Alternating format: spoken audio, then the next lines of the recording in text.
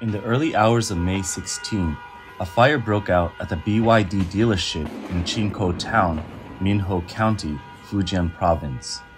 The fire was intense with flames and thick smoke rising into the sky, accompanied by loud noises. After firefighting efforts, the blaze was brought under control, and fortunately, there were no casualties. The following afternoon, 4 engineers from BYD arrived at the scene to inspect each damaged vehicle. Upon reviewing the store's surveillance footage, they discovered that the fire did not start on the ground floor with the cars, but rather on the second floor rooftop, suggesting that the aging electrical wiring there might have caused the fire. Some people noted that BYD dealerships across the country have experienced several fires in the past 6 months.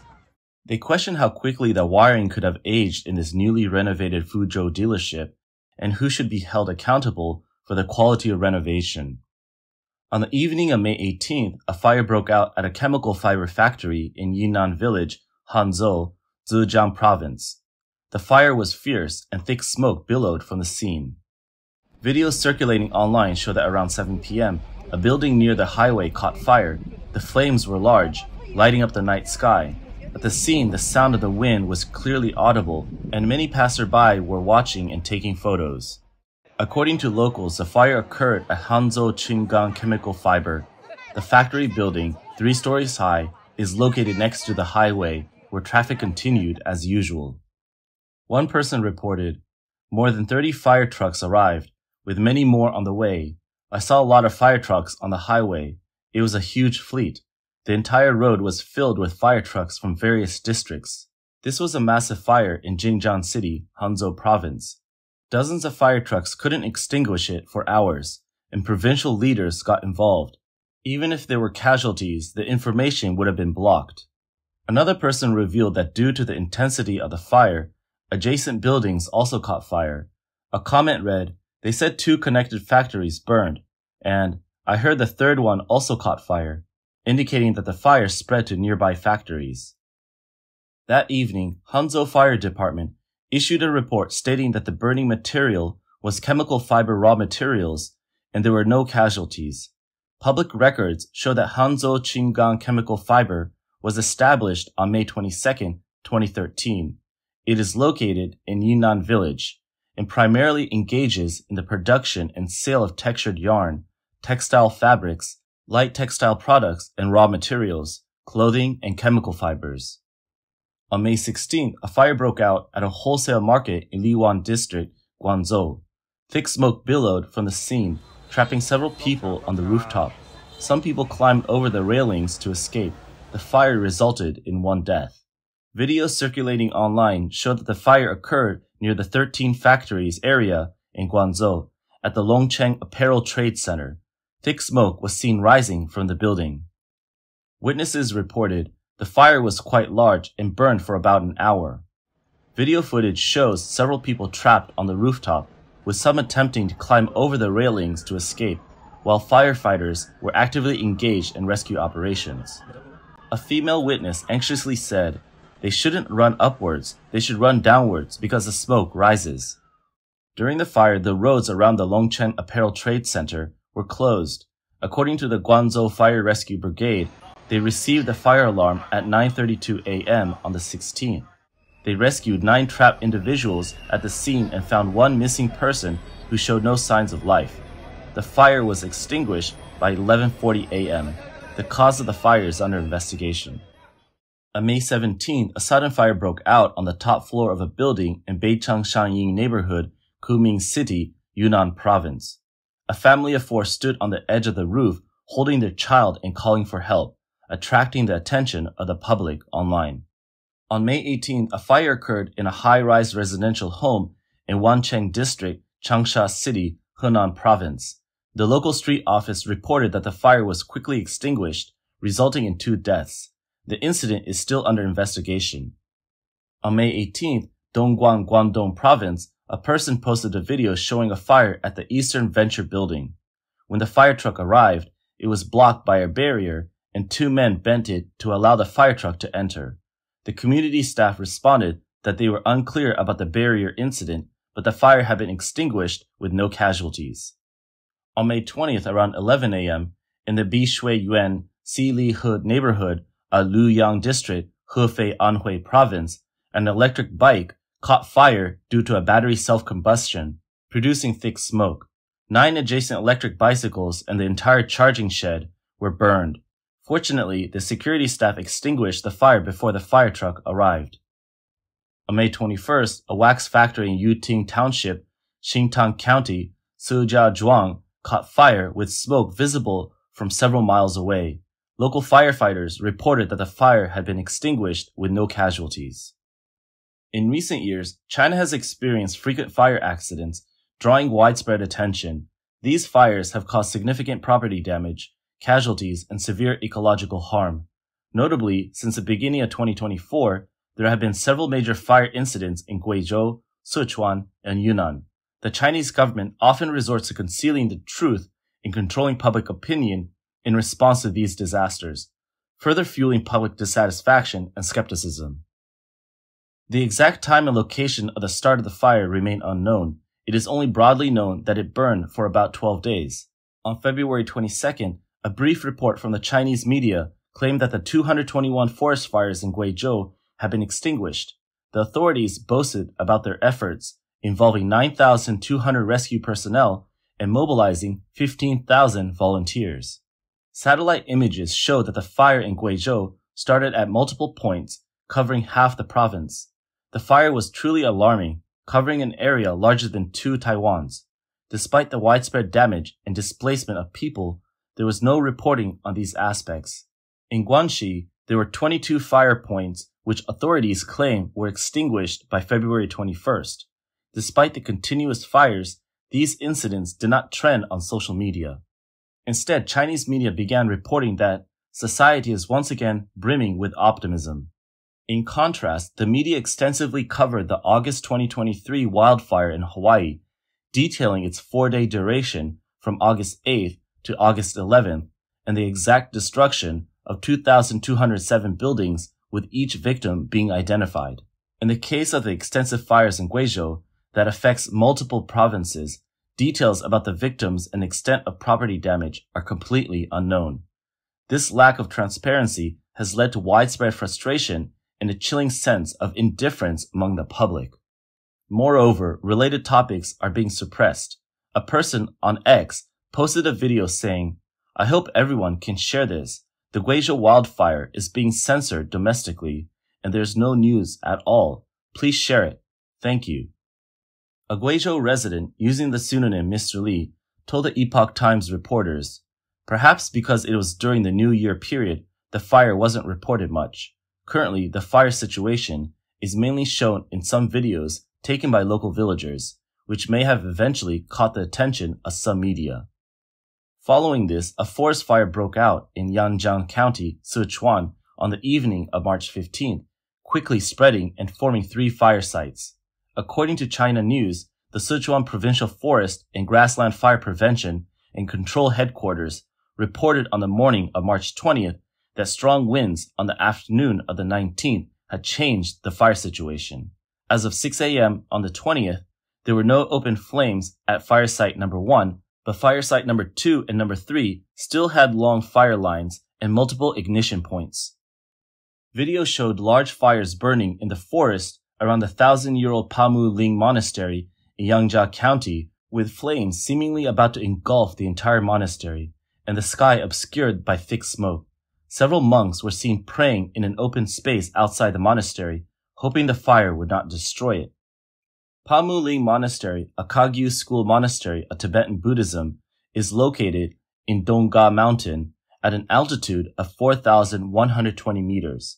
Reports indicated that the monastery was located at the fire site number 2, where the situation was complex.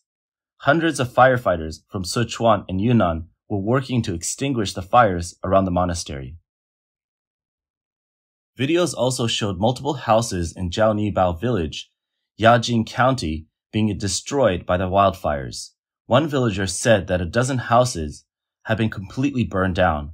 The local villagers primarily earn their income by picking matsutake mushrooms in the mountains. A female villager stated that after the wildfire, it would take over 10 years for the mushrooms to grow again, significantly affecting their livelihood. A Sichuan resident nicknamed Chen Shi commented on Chinese TikTok Douyin, "I'm in Yangjiang County. It will take at least 10 more days to completely extinguish the fire. There are reportedly over a dozen fire points, and the wind is so strong that people can't even stand steadily. The fire is spreading quickly, and a dozen houses in one village have already burned down." Videos also show that the wildfires in Yajiang County were exceptionally fierce, with fire-red clouds appearing over the burning forests. Even in Chengdu, 400 kilometers away, the sky was tinged yellow by the wildfire smoke. Sichuan and Yunnan dispatched over 2,000 firefighters to the scene and mobilized 6 helicopters for patrols and firefighting. Due to the fire, 170 villagers from 46 households in Gala Town and Bajialo village were evacuated and relocated to Yajiang County's first complete primary school. Rumors circulated online that 3 firefighters had died and 1 was injured in the Yajia wildfire, but officials dismissed these as false. Given the Chinese authorities' habit of concealing the truths of disasters, the actual situation remains unverified. In addition to Sichuan, on March 18th, a forest fire also broke out in Guangming village in Dali's Yangbiyi Autonomous County, located in Yunnan Province. One person lamented, "What's happening these days? Wildfires in Ganzi, located in Sichuan, wildfires in Chongqing, and now wildfires in Yunnan." These frequent fire incidents highlight not only the vulnerability of the natural environment, but also significant issues in social management and emergency response.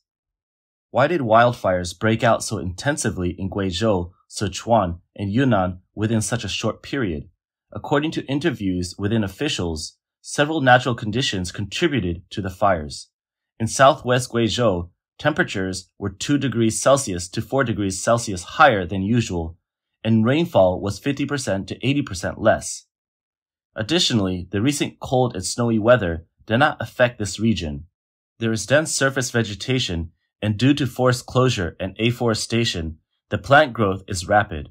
At the same time, the relatively high temperatures have made the branches and leaves very dry, creating conditions that are highly conducive to wildfires.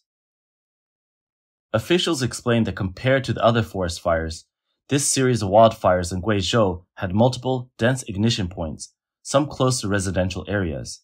During the Chinese New Year, activities like sacrificial fires, fireworks, and agricultural fires, such as burning straw and field edges, were common, leading to an increased fire risk.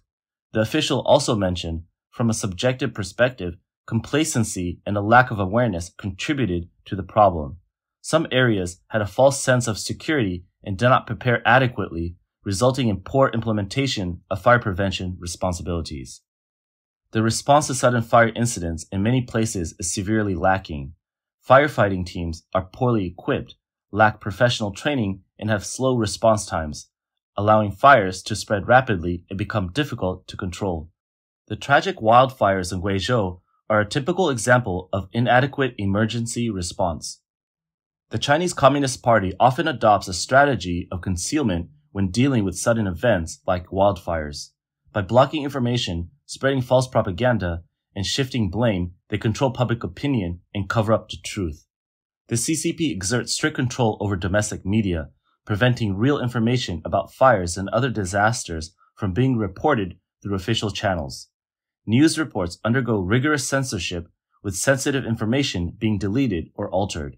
As a result, the public cannot fully understand the events, and government errors and responsibilities are covered up. The CCP also strictly monitors online speech. Relevant information on social media platforms is often deleted. Posts and comments discussing the truth about the fires are blocked, and those spreading such information may have their accounts suspended or be detained.